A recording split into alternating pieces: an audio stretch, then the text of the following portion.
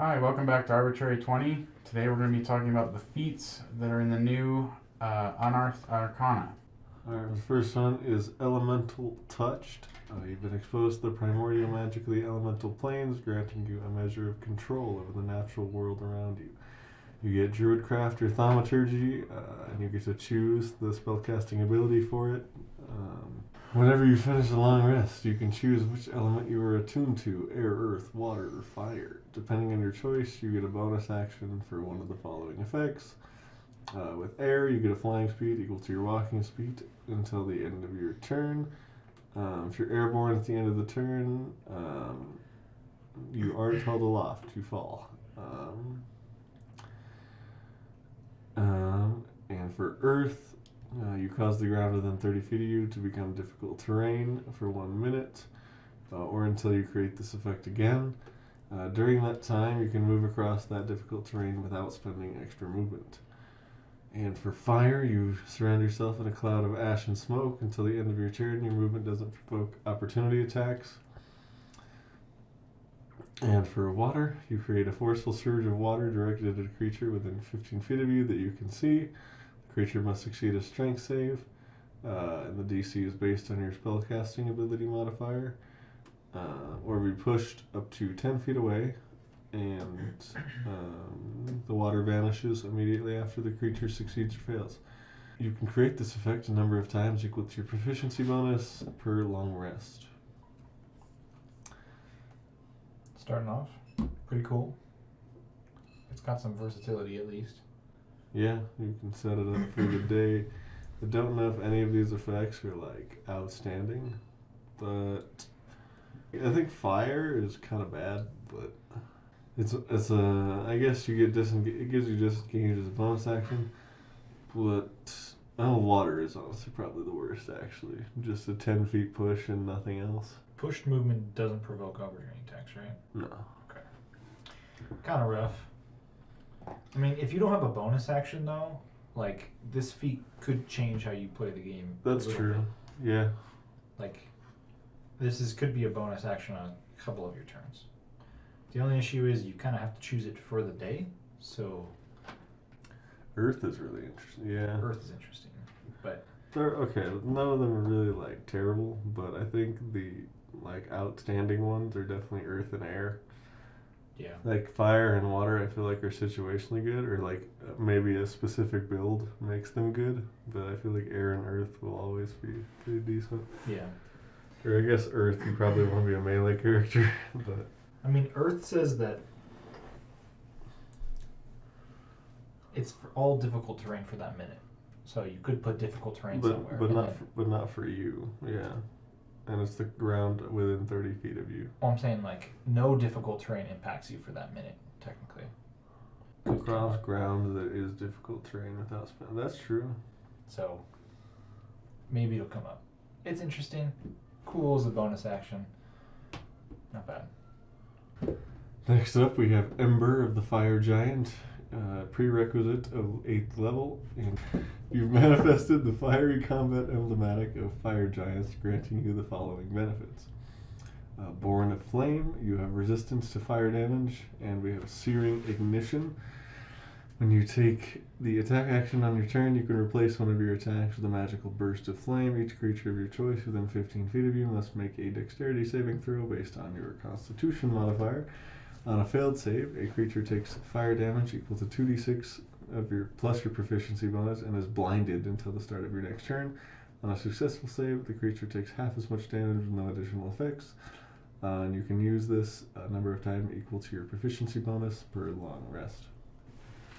That, after reading that again, that's actually kind of sauce, not gonna lie. It's pretty cool.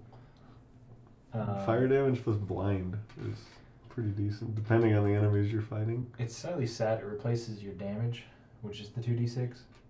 It says when you take so if you have extra attack, then you still get to make an attack, and then you replace one of the attacks. Okay.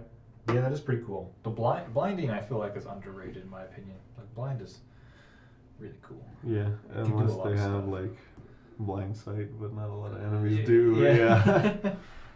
You can't have resistance to being blind, right? Like You can be immune to blind. Mhm. Yeah. Okay. It's out there. I would say it's very common. But Yeah, probably Yeah. not. maybe if you have a player character who really likes to cast blindness, you might see it in your campaigns more. Fair. Yeah. So, I think it'd be fun as a monk to like punch someone, and just fire damage comes out of your fist or something like that. So, but Yeah. not bad. 8th level, it's okay. Pretty solid. Yeah, there might be better options at 8th level, but I mean, it's definitely not bad. And we'll move on to Fury of the Frost Giant, prerequisite of 4th level for this one. You've manifested the Icy Might emblematic of Frost Giants, granting you the following benefits. Resistance to cold damage, and when a creature hits you with an attack roll, you can use your reaction to retaliate with a burst of magical ire. The creature must succeed on a wisdom saving throw based on your constitution, or be frightened of you until the start of its next turn. You can use this reaction proficiency bonus times per long rest. Frightened, not bad. I don't know if it's worth the reaction though. I don't know. You might have a reaction to many things. It's when it hits you with an attack roll. And it's That's the not start of its bad next turn. because I guess that makes them have disadvantage on all further attack rolls. Yeah. But it's only until the start of its next turn. Yeah, so unfortunately it would run off when its next turn comes up. Yeah, I'm not really feeling this one personally. Thinking about it though, like it doesn't seem like there's very many good ways to get free cold resistance or fire resistance besides this, right? Protection from energy. This is third level If you spell. have that Yeah. spell. But yeah. But like If you're not a built into a spellcaster. feat is kinda cool. I mean if you have an icy campaign, like cold damage resistance probably won't hurt to have. Yeah, that's true. If you're doing it for the resistance, maybe. The frightened effect, If it lasted longer, maybe. But like this only really does anything against multi-attack, Mhm. to be honest. And like it would only be super good if it was like 3 or more attacks. yeah. If it was till the end of their next turn, pretty good. Because it would at least cover Yeah. a full another turn of stuff. But That's true. Yeah. End of next turn, this would actually be pretty decent. I'd be Because happy then you're to. covering like at least 3 attacks. Even if, yeah. Because if you're just giving disadvantage on one attack, then you may as well just like silvery barbs or something at that point. Yeah, this is a feat though, so it's hard to get stuff like that. But I agree. It could be better. Next up, we have Guile of the Cloud Giant. You manifested the airy speech and magical. Wait. You've manifested the airy speech and magic emblematic of Cloud Giants, granting you the following benefits. Misty Form. You can cast the Blur spell without using a spell slot or material components, and when you cast the spell in this way, it doesn't require you to maintain concentration on it. Once you cast the spell in this way, you can't do so again until you finish a long rest. And you can cast it the normal way using spell slots you have of the appropriate level. You choose the spell casting ability for it when you gain the feat. And you also get Silver Tongue. You gain proficiency in either Deception or Persuasion, and you get expertise for that same skill. This is probably one of my favorite feats. Yeah, this is like I think the best one on the entire thing. Blur without concentration, so you effectively take the dodge action for free every turn. Yeah. And on top of that, you just get expertise with one skill. Well, with Deception or Persuasion, both of which are pretty decent. Yeah, that's just... There's a lot that you get from this. Like a lot. It'd be fun to pair this with Mirror Image plus Blur. And then you have concentration free, disadvantage plus mirror image. Yeah, like you're not getting hit for most things. I really do like the Silver Tongue aspect, just kind of added in. Just makes it even better in my opinion. So No way to go wrong with this one. Yeah. Yeah, it's just good no matter what way you slice it. It's useful. like if you're a paladin and you already have charisma, and then you get proficiency in persuasion, then your persuasion's gonna just go straight through the roof.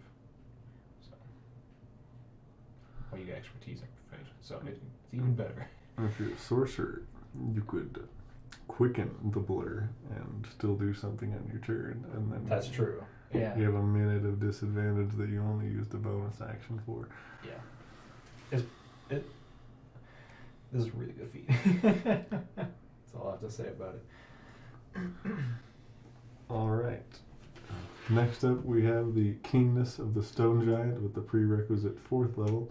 You've manifested the protection and spellcasting emblematic of Stone Giants, granting you the following benefits. Dreamer's Magic. You gain the Detect Thought spell and 1 first level spell of your choice from the Abjuration or Divination School of Magic.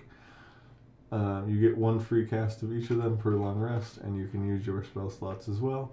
And you choose the spellcasting ability when you gain this feat. And you also gain Mountain Sight. You gain Dark Vision up to a range of 60 feet. If you already have Dark Vision from another source, it increases by 30 feet. I mean, yeah, this one is also one of the best. I think it's like Shadow Touch and Fey Touch, but with Dark Vision. Well, it sort of trades out the ability score increase you get for Dark Vision, which, depending on your character, might be better. But Yeah. I mean, the thing I like to not point out, everybody starts with Dark Vision. But the thing I like to point out is most classes don't get access to Armor of Agathis, and now you can just get access to Yes. Armor of Agathis Having- plus Detect Knots. Like, this does add Abjuration to the half feats you can get from different schools with these types of feats, which is a lot of good options, like Shield and Absorb Elements, also Armor of Agathis. There's a lot of decent first level Abjuration spells. yeah, it's like there's so much you could do with this. It's very nice, and I like Detect Thoughts. Detect Thoughts, roleplay wise, can help you out quite a bit. So I think most of the detect stuff is pretty good. yeah, So yeah, it's just adds on to it. there's no bad part of it. Mhm. It's worth it to take it just because it's good. Yeah, I'm sure there's a divination spell out there that's really good. I just can't think of one. Yeah.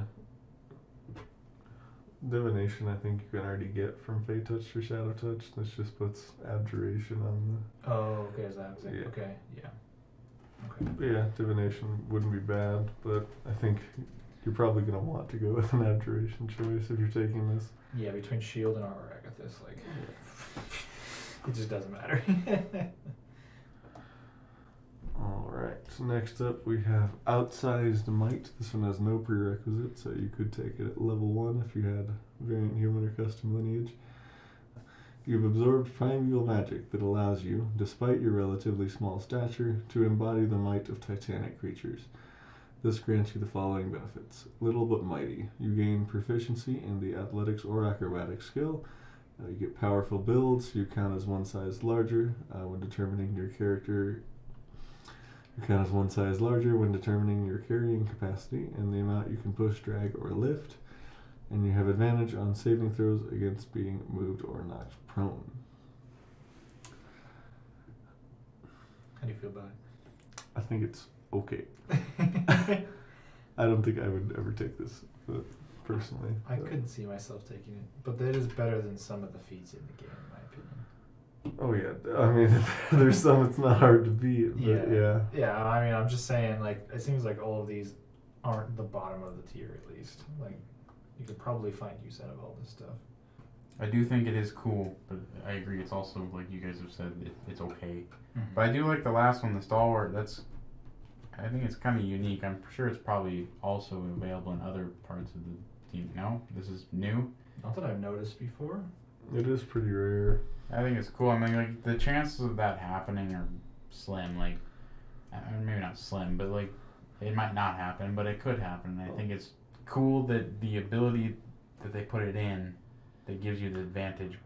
I'm not saying I would take it for that, but I do think it's just That's an also- interesting thing they put in. That's also only extremely useful if you're like by a cliff or something. But Fair. Cheese Grater has no saves, right? well, Like the Eldritch Blast pushing and stuff. yeah, like no, that doesn't have saves. Yeah, so it. I wish it came up more. I do wish it came up more. Yeah, there's a lot of times that force movement doesn't have a save. Well, sometimes force movement doesn't have a save, and it's usually not the end of the world if it happens either. If you get knocked prone, you get off. It's like, it's not. I don't know. I'm not a fan of it. But I just don't know how many people actually adhere to carrying capacity either. So that's something to think about. yeah, I mean, you know, there are those select few people that play with variant encumbrance, but. Yeah. And next up, we have Rune Carver Apprentice. This one also has no prerequisite. You've begun studying the art of runecraft, which allows you to temporarily mark your items and imbue them with magic. When you finish a long rest, you can mark one non-magical weapon, armor, piece of clothing, or other object you can touch with a rune of your choice. You temporarily learn one first level spell based on the rune you choose, as specified on the rune spells table, and you know the spell until you finish a long rest. As specified in the rune spells table, and you know the spell until you finish a long rest when the rune fades. There's a ton of spells you can get access to with this. I'll be showing them on the screen right now. While you are wearing or carrying the rune marked object, you can cast the chosen spell associated with the rune once without using a spell slot or material components, and you can also cast it using any spell slots you have. You choose your spellcasting ability for this when you choose the feat.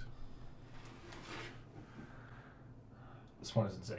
Yeah, I really like this one too. You get access to so many things that your character likely wouldn't have. And there's no prerequisite for it either, so even if you're a martial class, you can still take this, even if you don't already have spellcasting. Yeah. I mean, you only get it once. I mean, some of these, even once per day, could make a huge impact, to be honest. Oh, yeah. Like a minute long of Bless you get. It's really like they took just the best spells. Yeah, in the game. most of the best most spells. of the good spells are in here. Yeah, like, they're just like, here you go. Because I'm Gives you a thinking ton like of if you do versatility. Strixhaven, you do like a Strixhaven Initiate, as you know, in the beginning, to replace your background, and then you do this at like level 4, and you're like already miles ahead. Yeah. You're really versatile. Well, you could take if Strixhaven is allowed, you could get Strixhaven Initiate, and if you play a variant human or custom lineage, you could get this as well. Level 1, yeah. And you get access to, I mean, pretty much any spell you want at that point. Any spell in here, like Bane, Bless, Armor of Agathis. You Goodberry. even have a healing spell. I know it's Cure Wounds, but Goodberry. Goodberry Shield, like Command Guiding Bolt. I know. This is crazy. Sanctuary Featherfall. Like, can you imagine just a barbarian who never needs a oh no, you actually They couldn't do it can't. as a barbarian. Dang it. But This it's like is a a monk, fighter, though. Yeah. or a fighter. They can just concentrate on a Bless or a Bane for free. It's pretty crazy. So, and this goes well with spellcasters too, but it's nice to splash into martial classes. Yeah, it makes you really versatile if you're already a spellcaster. Very strong, very powerful.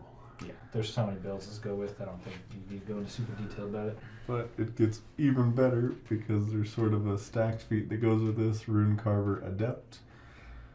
When your skill with the art of runecraft has increased, whenever you finish a long rest, you can now mark a number of objects equal to your proficiency bonus with a rune from the Rune Carver Apprentice feat.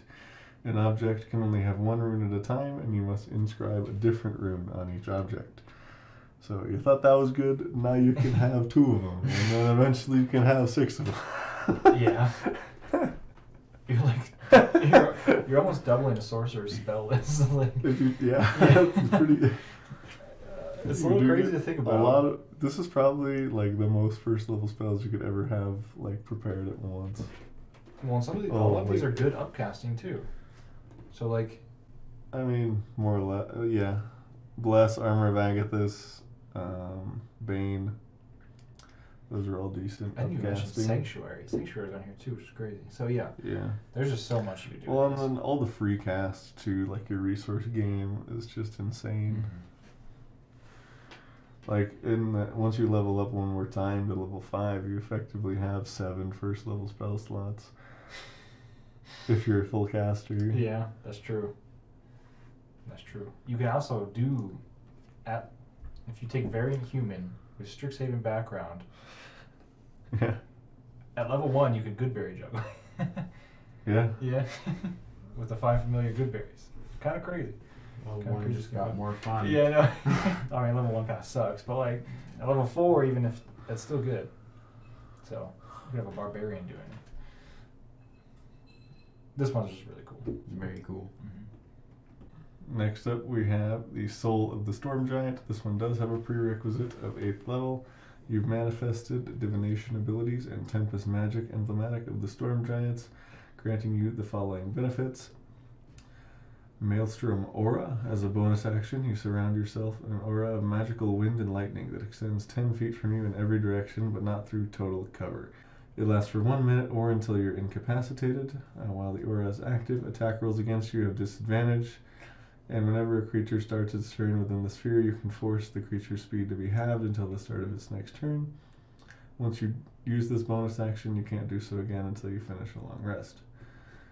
And we also get to Storm's Oracle. You can cast the divination spell as a ritual without needing material components, and you choose the spellcasting ability when you gain the feat. And once you cast it in this way, you can't do so again until you finish a long rest. Oh, I like this feat a lot. So pretty much you get the blur effect, right? With extra sauce. That's true, and it's also as a bonus action. Yeah. So it's actually kind of, in a sense, better than the blur one. This might be better or effectively the same. Well, yeah, you also get the half movement. So the real difference, well, those effects are similar. The real difference is the Storm's Oracle versus the Silver Tongue. That's true. And then this one you can only do once per long rest. Yeah, versus that's expertise all the time. Yeah. But I just think it's kind of thematically cool. Like they're both really good. Yeah, they're both really, really good. Having movement, I feel like, is underrated. Mm-hmm. It's really good. Yeah, on some kind of like melee character, you could keep them close to you with Mhm. this. Where you get in the fray of things, they all have disadvantage on hitting you, and then they can't really move away from you either. Yeah, So- this is kind of a tanking character's Yeah. dream. Yeah.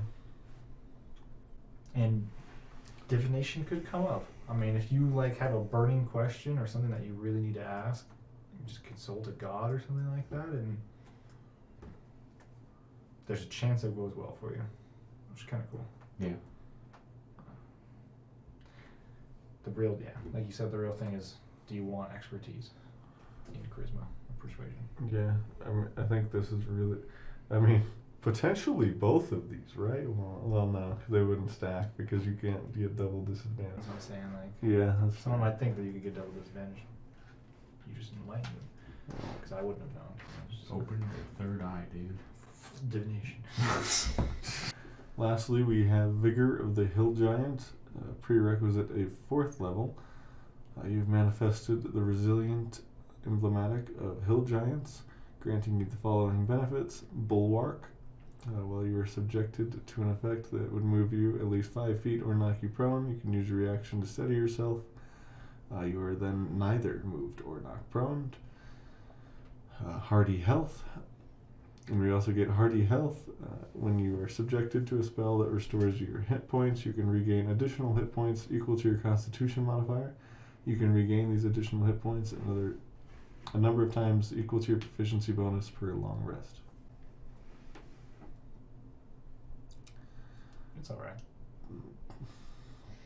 I might say this might be the worst one out of this entire list. Yeah, it's between this and Outsized Might for the worst ones, for sure. Yeah. I like the roleplay side of the reaction. Like, typically, if something pushes you, you're gonna react by trying to prevent yourself from falling. But it's also like, you just used your reaction for that. Yeah. And it's like, I think what you do is you put Bulwark in replacement of Stalwart on Outsized Might, because on this one you can just choose to not be knocked prone, which is still like not that strong. Like I think you should just combine those feats and just make them one feat that's good. And then it'd be a Yeah. decent feat. Yeah. I agree.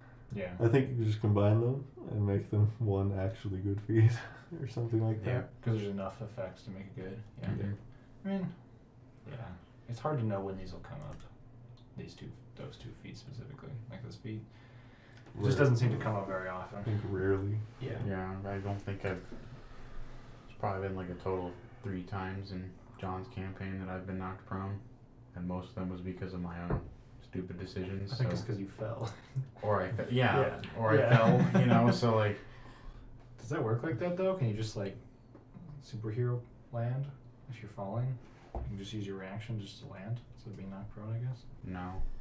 You can't, there's no, I don't think there's a reaction to land. For monks, you get slow fall, which just negates the damage that you receive. Well, is falling an effect that would knock you prone? It depends on how you roll. I think that's how John ruled it. Like, if I fell, rolled poorly, I'd get knocked prone. Then you can just use your reaction to not be knocked prone. But that's like very rare. For this, yeah. So, yeah, they're okay. Could be better. I do like the overall theme of how they're balancing these feats is by level prerequisites, which doesn't seem like they were doing that before. Yeah, no, that's a new thing. And I think it is a good way to balance it. Like, you can put more power into a feat if you can only get it at 8th level. Mm-hmm. Yeah. So, I do appreciate that. It is nice. It's a little annoying because it's like, I want to have that, but also I understand why. Well, yeah. Because you can't have some of these features at, 2nd level, and it's like, oh, look, you're just a god, or, yeah. 1st or 4th or whatever. Yeah, depends on how you build your character. And I think having better later game feats are nice because at a certain point, the feats don't matter as much once you take some of the good ones. Yeah, some of those lower level, some of those feats just don't really do much. They don't scale, Yeah, when you're 12th level. Yeah, because once you get to 12th level, like, what feat are you taking? You're probably taking an ASI, or if you still really need a feat there, but yeah. None of the feats are worth it.